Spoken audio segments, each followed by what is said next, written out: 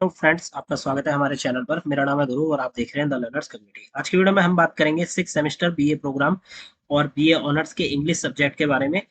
Subject का नाम है वुमेन राइटिंग्स। ठीक है, ये आपके सब्जेक्ट का नाम है। आपके पास भी अगर 6 सेमेस्टर में ये सब्जेक्ट है तो ये वीडियो आपके लिए है। वीडियो कंप्लीट देखिए। वीडियो के अंत तक आपको कुछ इंपॉर्टेंट क्वेश्चंस जो कि आपके एग्जाम में पूछे जाएंगे आपको पता चल जाएंगे, जिससे आपको एक आइडिया लगेगा किस टाइप के क्वेश्चंस आते हैं, क्या पूछा जा सकता है। ठीक है, आंसर से रिलेटेड चीजें भी हम इस वीडियो में ही डिस्कस करेंगे। ठीक है, तो चलिए वीडियो को शुरू करते हैं। और अगर तक आपने हमारा चैनल सब्सक्राइब नहीं किया तो प्लीज चैनल को सब्सक्राइब करिए, वीडियो पूरा देखिए।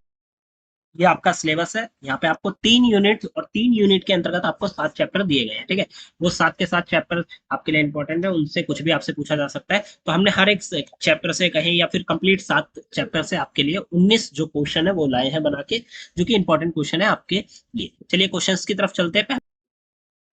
आपका पहला क्वेश्चन आता है, critically analyse the theme of operations and liberation in the colour purple. ठीक है, द कलर पर्पल में उपन्यास में उत्पीड़न और जो मुक्ति के थीम के बारे में बात की गई है, उसका आलोचनात्मक आपको विश्लेषण करना है। ठीक है, नॉर्मल सी बात है, हमने ये क्वेश्चन हिंदी और इंग्लिश दोनों लैंग्वेज में लिखा है ताकि आपको ये समझ आ जाए कि क्वेश्चन में क्या पूछा गया है। ठीक है, तो आपको क्रिटिकली एनालाइज करना है किसको, थीम को। किसके थीम को? द कलर की। द कलर पर्पल में जो थीम दिया गया उसके थीम को आपको करना है। उसमें ऑपरेशन, ठीक है, और फिर लिबरेशन, उत्पीड़न और जो मुक्ति है उसके थीम के बारे में आपको यहाँ पे बात करनी है, उसका विश्लेषण करना है। देखिए यहाँ पे हिंदी में और इंग्लिश में हमने दोनों ने आपको, दोनों लैंग्वेज में आपको आंसर में क्या लिखना है आप वो पढ़ सकते हैं। ठीक है, उसके बाद आप उसे एक्सप्लेन कर सकते हैं। यहाँ पे हिंदी और इंग्लिश में लिखा गया है, क्योंकि कभी कभार ऐसा होता है कि आपको हिंदी में तो आंसर याद आ रहा है बट आपको इंग्लिश में नहीं समझ आ रहा है कि किस प्रकार से करना है, तो आप हिंदी में उसे समझ लीजिए, देन उसको आप इंग्लिश में कन्वर्ट करिए। ठीक है, क्वेश्चन नंबर 1 हो जाता है आपका। क्वेश्चन नंबर 2 को देखते हैं। इसमें पूछा गया, how does Alice Walker explore womanism in the colour Purple. The colour purple में, ठीक है, वुमनिज्म के बारे में एलिस वॉकर किस प्रकार से एक्सप्लोर करते हैं, हम लोगों को दिखाते हैं, वो आपको यहाँ पे बताना है। ठीक है, Alice Walker the colour purple में वुमनिज्म की अवधारणा को कैसे हमारे सामने प्रस्तुत करते हैं वो आपको यहाँ पे बात करनी है। क्वेश्चन नंबर 2 हो जाता है। क्वेश्चन नंबर 3 की तरफ चलते हैं। Examine the narrative structure of the colour purple, how does it contribute to novel's impact. The colour purple जो है, ठीक है, उसकी कथात्मक संरचना का विश्लेषण कीजिए। पहले तो आपको यहाँ पे भाई जो नैरेटिव स्ट्रक्चर है उसके बारे में बताना है। ठीक है, द कलर पर्पल की जो नैरेटिव स्ट्रक्चर है, किस प्रकार से नैरेटिव किया जा रहा है, ये आपको बताना है। ठीक है, उसके बाद आप बताएंगे कि भाई ये जो, कैसे एक प्रकार से हम कहें कि द कलर पर्पल है वो कंट्रीब्यूट किस प्रकार से करता है नॉवल के इम्पैक्ट में। ठीक है, ये आपको यहाँ पे बतानी है। प्रभावशीलता को कैसे बढ़ाता है ये आपको यहाँ पे बताना। ठीक है, क्वेश्चन नंबर आपका 3 हो जाता है। क्वेश्चन नंबर 4 को देखते हैं। Discuss the significance of race and colonialism in the colour Purple, specially through Nettie's letter from Africa. ठीक है, आपको यहाँ पे सिग्निफिकेंस के बारे में बात करनी है, मतलब बताना है रेस और कॉलोनिज्म के बारे में, किसमें? कलर पर्पल को ध्यान में रखकर, स्पेशली थ्रू जब नेट ने लेटर लिखा था फ्रॉम अफ्रीका, जब उन्होंने लेटर लिखा था अफ्रीका से, उसके बारे में। ठीक है, ये देखिए, द कलर पर्पल में नस्लवाद और उपनिवेशवाद का महत्व क्या है ये आपको बताना है। विशेषता, नेटी ने जो अफ्रीका में के पत्र, अफ्रीका के संदर्भ में जो पत्र लिखा था, ठीक है, वो आपको यहाँ पे बताना है। उस पत्र को ध्यान में रखकर, लेटर को ध्यान में रखकर आपको लिखना है अपना आंसर। ये हो जाता है। क्वेश्चन नंबर 5 आता है, analyse the symbolism of wallpaper in the yellow wallpaper. ठीक है, symbolism of the wallpaper, wallpaper का जो सिंबलिज्म है द येलो वॉलपेपर, वो आपको यहाँ पे बताना है, उसको एनालाइज करना है। ठीक है, वॉलपेपर में प्रतीकात्मकता का विश्लेषण कीजिए। द येलो वॉलपेपर में, वॉलपेपर जो है, द येलो वॉलपेपर चैप्टर का नाम है, उसमें जो वॉलपेपर का यूज किया है, एक प्रकार से हम कहें कि वॉलपेपर वर्ड का यूज किया गया है, तो उसका जो प्रतीकवाद है या कहे सिंबलिज्म है, उसका आपको यहाँ पे विश्लेषण करना है कि किस प्रकार से यूज किया गया, क्या दिखाना चाहता था राइटर हमें वॉलपेपर के थ्रू, तो वो सारी चीजें। क्वेश्चन नंबर 6 आता है, discuss the critique of patriarchal medical practice in Yellow Wallpaper. Yellow Wallpaper में जो पितृसत्तात्मक चिकित्सा पद्धति की आलोचना की विवेचना कीजिए। ठीक है, एक ये होती है पैट्रिशियल, मतलब होता है पितृ, एक प्रकार से पितृसत्तात्मक जो चित्र चिकित्सा व्यवस्था है या फिर पितृसत्तात्मक मेडिकल प्रैक्टिस हो रही थी। ठीक है, येलो वॉलपेपर के अंतर्गत बताया गया। तो उसको यहाँ पे आपको क्या करना है, उसको आलोचनात्मक डिस्कस करना है, मतलब क्रिटिकली भी कह सकते हैं और उसकी आलोचना भी करते हुए आपको बताना है। ठीक है, आपको उसको एक प्रकार से कि भाई आपको लगता है कि वो ठीक थी या आपको गलत लगती है, तो उसकी आपको आलोचनात्मक चीजें बतानी है। ये हो जाता है आपका क्वेश्चन नंबर 6। क्वेश्चन नंबर 7 आता है, examine the narrative narrative style and its role in portraying mental disintegration, mental disintegration के अंतर्गत जो पोर्ट्रे कर रहे हैं, ठीक है, narrative style and its role in portraying mental disintegration. Mental disintegration के अंतर्गत जिस प्रकार से पोर्ट्रे किया गया है नैरेटिव का स्टाइल और रोल वो आपको बताना है, ठीक है। कथा शैली का विश्लेषण कीजिए और बताइए कि मानसिक विघटना को कैसे दर्शाती है। तो आपको यहाँ पे कथा शैली के बारे में बात करनी है, ठीक है, मतलब नैरेटिव स्टाइल के बारे में बात करनी है और फिर उसका विश्लेषण भी बताना है। ये हो जाता है आपका क्वेश्चन। आगे बढ़े क्वेश्चन नंबर 8। क्वेश्चन नंबर 8 में पूछा गया how does Sultan dream imagine a feminist utopia. ठीक है, सुल्तान के कह सकते हैं कि एक बार सुल्तान के ड्रीम में या कल्पना में जो नारीवादी यूटोपिया है उसकी कैसे कल्पना की गई। ठीक है, तो ये आपको यहाँ पे बतानी है कि भाई सुल्तान के सपने में इमेजिन किया गया कैसे यूटोपिया, जो फेमिनिस्ट यूटोपिया है उसके बारे में।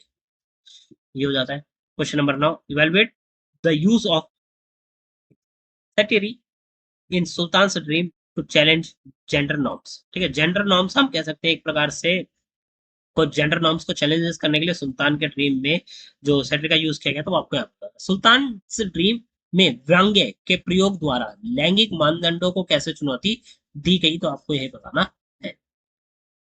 ठीक है, ये हो जाता है आपका क्वेश्चन। क्वेश्चन नंबर 10 को देखें। In what ways does the story reflect earlier feminist science fiction. ये जो स्टोरी है उसमें किन तरीकों से जो पुरानी या कहें अर्लियर फेमिनिस्ट साइंस फिक्शन है उसको किस प्रकार से रिफ्लेक्ट करती है, आपको ये बताना है। यह कहानी प्रारंभिक नारीवादी विज्ञान कथा का उदाहरण कैसे है, ये आपको यहाँ पे बताना है। इसके बारे में यहाँ लिखा गया है, थोड़ा सा आप इसे पढ़ सकते हैं। क्वेश्चन नंबर 11 आता है। Discuss the significance of literacy and self expression in Amar Jiban. ठीक है, अमर जीवन में साक्षरता और आत्म अभिव्यक्ति का क्या महत्व है, आपको ये बताना है। ठीक है, सिग्निफिकेंस जो है लिटरेसी के और सेल्फ एक्सप्रेशन के वो आपको यहाँ पे बताने हैं। क्वेश्चन नंबर 12 आता है। How does Amar Jiban represent the earlier earlier voice of Indian women's autobiography. ठीक है, अमर जीवन ने रिप्रेजेंट किया कैसे, ठीक है, कैसे रिप्रेजेंट किया the early voice of Indian women's autobiography, Indian women autobiography की जो अर्ली वॉइसेस थी उसको किस प्रकार से लाया था हमने, तो वो अमर जीवन भारतीय महिलाओं की आत्मकथा की प्रारंभिक आवाज कैसे है, ये आपको बताना। क्वेश्चन नंबर 13 आता है। Analyse the role of religion and domestic life in shaping Rassundari's Rassundari Devi identity.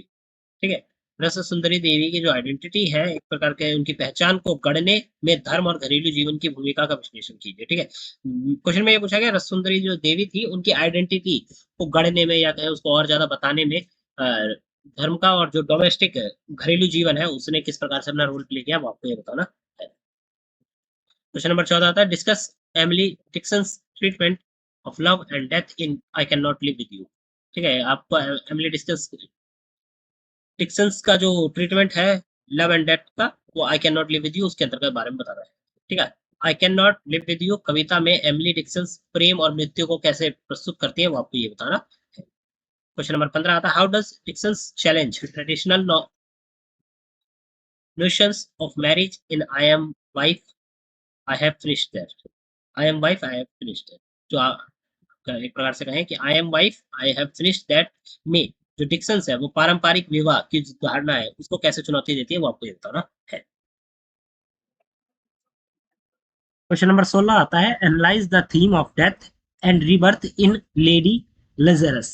ठीक है, लेडी लेजरस के अंतर्गत जो थीम है जिसमें डेथ और रीबर्थ के बारे में बताया गया है उसको आपको यहाँ पे एनालाइज करना है, उसको एक्सप्लेन करना है। लेडी लेजरस में मृत्यु और पुनर्जन्म का जो थीम है उसका आपको यहाँ पे विश्लेषण करना है। ठीक है, ये हो जाता है आपका क्वेश्चन नंबर 16। 17 को देखते हैं। In what ways does Daddy reflect Sylvia Plath conflict with patriarchy. ठीक है, आप यहाँ पे आपसे तरीके पूछे इन वट वेज। ठीक है, इन किन तरीकों में डज डैडी जो है reflect Sylvia Plath conflict with patriarchy. Daddy कविता में, ठीक है, सिल्विया प्लाथ पितृसत्ता से अपने संघर्ष को कैसे दर्शाती है, आपको यहाँ पे बताना। मतलब जो मेन कैरेक्टर है डैडी कविता के अंतर्गत, ठीक है, सिल्विया प्लाथ वो क्या करते हैं, पितृसत्ता जो व्यवस्था है उससे अपने संघर्ष को कैसे दर्शाती है, वो आपको यहाँ पे बताना है। क्वेश्चन नंबर 18 आता है। How does Eunice de Souza explore female independence in advice to women. ठीक है, जो इनेस डिसूजा है वो एक्सप्लोर करती है, कैसे कैसे एक्सप्लोर करती है फीमेल इंडिपेंडेंस को, ठीक है, किसमें, एडवाइस टू दी वुमेन के अंतर्गत यूनिस डिसूजा जो फीमेल इंडिपेंडेंस है उसको कैसे एक्सप्लोर करती है वो आपको बतानी है, ठीक है। एडवाइस टू वुमेन कविता में यूनिस डिसूजा महिला स्वतंत्रता की जो अवधारणा है उसको कैसे प्रस्तुत करती है, आप या कहें एक्सप्लोर करती है, वो आपको यहाँ पे बताना है। क्वेश्चन नंबर 18 हो जाता है। क्वेश्चन नंबर 19 को देखते हैं।